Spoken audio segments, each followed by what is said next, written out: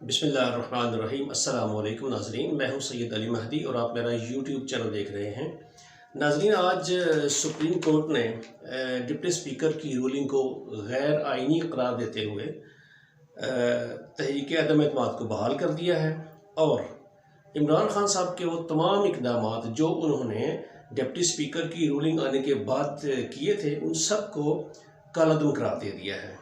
नाज़रीन, ये एक तरह से अपोजिशन को खुली छुट्टी दे दी गई है कि वो जो चाहे कर सकते हैं, जो उनकी ख्वाहिशात हैं उनको पूरा कर सकते हैं, बैरूनी एजेंडे पे अमल करते हुए जो भी चाहें वो कर सकते हैं।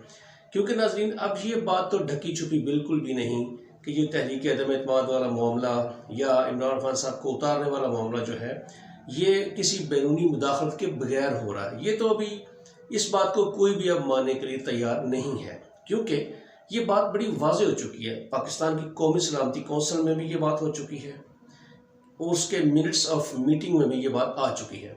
नाज़रीन, यहाँ पे एक बात कहता चलूँ कि अगर अपोजिशन को भी कहा जाता कि वो अपने लिए ख़ुद कोई फ़ैसला लिखें तो शायद इतना रिलैक्स फ़ैसला वो भी ना लिखते, लेकिन हमें इस बात का इल्म था पहले से।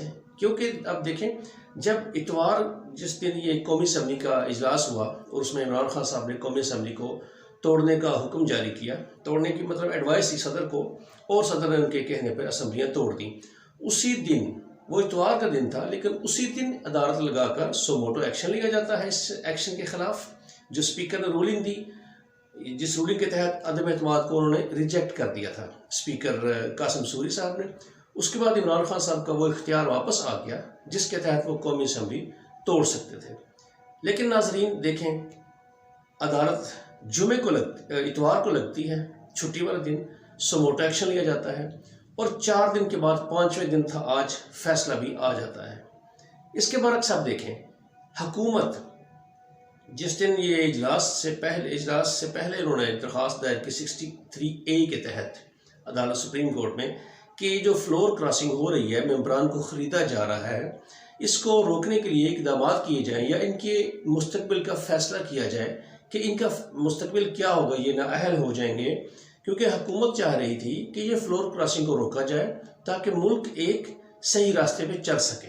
लेकिन मोअज़्ज़ज़ सुप्रीम कोर्ट ने उस बात को अभी तक किसी एक तरफ नहीं लगाया, कोई फ़ैसला नहीं दिया। लेकिन उसके बरक्स देखें, स्पीकर साहब की रूलिंग का आज खुद नोटिस लिया, वो भी छुट्टी वाले दिन अदालत लगाकर 3, 4 या 5, आज 5वां दिन था गालिबन उसको, और फैसला भी दे दिया और स्पीकर की रूलिंग को गैर कानूनी करार दे दिया, गैर आइनी करार दे दिया और वज़ीर आज़म साहब के इख्तियारात जो उसके बाद उन्होंने इस्तेमाल किया कौमी असम्बली को तोड़ने का, उसको भी कानून करार दे दिया। कौमी असम्बली बहाल कर दी, काबीना बहाल कर दी। सारे इक़दामात जो एक मुल्क के वज़ीर आज़म ने अपने इख्तियारात को इस्तेमाल करते हुए किए थे वो सारे रिवर्स कर दिए। तो नाज़रीन, यहाँ पे एक बात देखें कि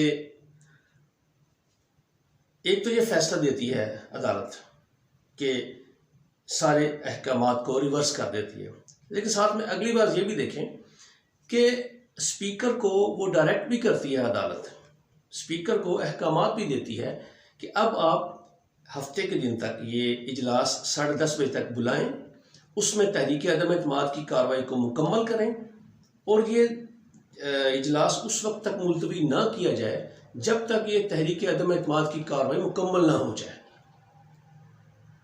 तो नाज़रीन, इसमें आप देखें कि ये डिक्टेशन जो पार्लियामेंट को दी जा रही है ये बड़ी अजीब लगती है। वो इसलिए कि जब गवर्नमेंट जाती है अदालत के पास 63A के लिए, कानून की आइन की शिक जो 63A है उसके तहत के अरकान पार्लियामेंट जो हैं इनकी फ्लोर क्रॉसिंग को रोका जाए, इनके मुस्तकबिल का फ़ैसला किया जाए ताकि जमहूरियत हमारे मुल्क में मजबूत हो सके।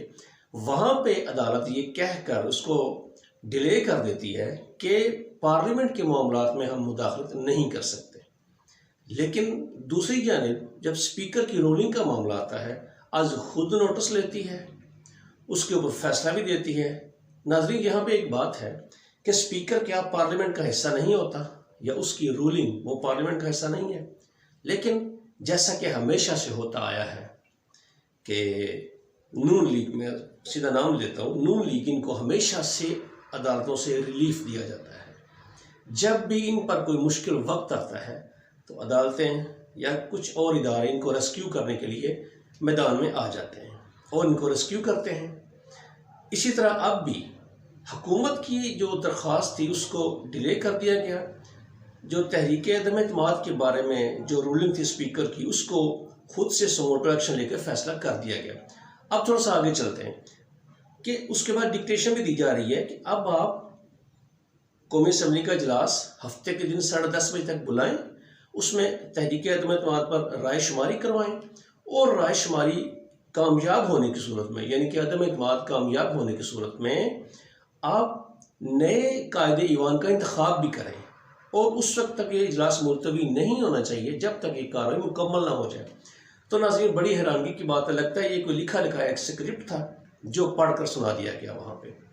लेकिन नाज़रीन, एक बात और इसमें, आज नून लीग का वो बयानिया सच साबित हो गया जिसमें वो बड़े वाज़ेह तौर पर कहते थे कि तहरीक अदम एतमाद फ़ौज की रजामंदी के बगैर या फ़ौज की हिमायत के बगैर कामयाब नहीं हो सकती। ये आज उनका बयानिया सच साबित हो गया। अब देखें नाज़रीन, जो फैसला दिया है उस पर चंद बातें कर लेते हैं। जो स्पीकर की रूलिंग को गैर आइनी करार दे दिया है, मोअज़्ज़ज़ अदालत ने यह बिल्कुल भी गवारा नहीं किया कि जिस कंडीशन के तहत या जिन हालात में मोअज़्ज़ज़ डिप्टी स्पीकर कासिम सूरी ने जो रूलिंग दी थी वो किन हालात में दी थी, उसका पस मंज़र क्या था, वो किन वजूहात की बुनियाद पर दी थी। हालांकि सब जानते हैं कि उसके पीछे बैरूनी एजेंडा था। तहरीक अदम एतमाद के पीछे वो लेटर बड़ा वाज़ेह हो चुका है और हुकूमत के वकला ने वो लेटर, वो ख़त जो था वो सुप्रीम कोर्ट में पेश करने की इस्तदा भी की, लेकिन मोअज़्ज़ज़ जज साहबान उसमें किसी किस्म की दिलचस्पी का इजहार नहीं किया। उस रूलिंग की वजूहात को देखे बगैर एक तरफा फैसला दे दिया कि ये रूलिंग गैर आइनी है। नाज़रीन, अब इसमें देखें एक बात जो बहुत ज़रूरी है यहाँ पे करनी, कि जब मोअज़्ज़ज़ अदालत इतनी ज़्यादा डिक्टेशन दे रही है, पार्लियामेंट के इख्तियार भी अपने हाथ में ले रही है कि स्पीकर को डिक्टेट कर रही है कि आप इजलास बुलाएं, इतने बजे तक बुलाएं, फ़लाँ दिन बुलाएं, और उस वक्त तक ये इजलास मुलतवी ना किया जाए जब तक ये सारी कार्रवाई मुकम्मल ना हो जाए, यानी कि तहरीक अदम एतमाद पर राय शुमारी भी हो जाए और नए वज़ीर आज़म का इंतखाब भी ना हो जाए। जब तक, मतलब सीधे अल्फाज ये हैं, मतलब उस वक्त तक ये इजलास मुलतवी नहीं होना चाहिए जब तक तहरीक अदम एतमाद पर राय शुमारी हो जाए, इमरान खान साहब को उतार दिया जाए, नए कायदे ईवान यानी कि शहबाज शरीफ साहब को शेरवानी पहना दी जाए, उस वक्त तक ये इजलास मुलतवी नहीं होना चाहिए। तो मुअज़्ज़ज़ नाज़रीन, अदालत पार्लियामेंट के इख्तियारात किस असूल के तहत अपने हाथ में ले रही है और कौमी असम्बली के स्पीकर को डिक्टेट कर रही है कि ऐसा ऐसा काम आपने करना है। तो नाज़रीन, ये तो भी फिर ये तो दरवाज़ा खुल गया सबके लिए कि कल को कोई भी पार्लियामेंट की कार्रवाई हो, कोई भी कानून पार्लियामेंट अगर पास करती है तो अदालत आ जाएगी, उसमें सुमोटो एक्शन लेके वो कानून सारा नल एंड वॉइड कर देगी। तो इस तरह से पार्लियामेंट तो एक रबर स्टैम्प की तरह हो गई। तो नाज़रीन, इतने डिक्टेशन के बाद फिर बाकी काम रह क्या जाता है? फिर आए अब बिस्मिल्लाह करें, अपने हाथों से सारे काम करें, शहबाज शरीफ साहब को शेरवानी पहनाएं और उनको वज़ीर आज़म बना दें और हमारे ऊपर उनको मुसल्लत कर दें। और इस बात के कता नज़र के अवाम क्या सोच रही है, अवाम के जज्बात क्या हैं, अवाम के एहसासात क्या हैं, अवाम चाहे भाड़ में, आप बिस्मिल्लाह करें और अपना काम मुकम्मल करें। लेकिन एक बात याद रखें, बज़ुबान खल्क नक़ार खुदा, अवाम की आवाज़ में अल्लाह की मर्ज़ी बोल रही होती है और अवाम की अक्सरियत क्या चाहती है ये इदारे देख चुके हैं कि अवाम किस तरफ है और क्या चाहती है। लेकिन चूँकि इख्तियार इदारों के पास है, फ़िलहाल ये असम्बली की मुद्दत पूरी होने तक, जब भी नए इलेक्शन होंगे उस वक्त तक इनके पास है, तो ये अपनी मनमानी कर सकते हैं। और अवाम कभी भी नहीं चाहेगी कि इन चोरों को, इन लुटेरों को दोबारा हमारे ऊपर मुसल्लत किया जाए। जो कि अभी तक ज़मानत पे रहा है, ज़मानत पे घूम रहे हैं। ये बड़ी शहबाज शरीफ साहब के लिए भी एक बड़ी अजीम बात है। वैसे एक मुजरम, उनको पता है उनके ऊपर इल्ज़ाम लगे हुए हैं, वो मुजरम हैं, वो ज़मानत पे रहा है, इसके बावजूद बड़ी बेशर्मी से वो बेचैन है वज़ीर आज़म बनने के लिए, वज़ीर आज़म की शेरवानी पहनने के लिए। तो नाज़रीन, अल्लाह से दुआ है कि अल्लाह ताला कभी हमारे मुल्क को इन लुटेरे, इन डाकुओं और एक काजी शुरै जो इनमें शामिल हो चुका है, उसके शर से इस मुल्क को महफूज रखें और हमारे मुल्क पर रहम करें। नाज़रीन, आज तक के लिए इतना ही।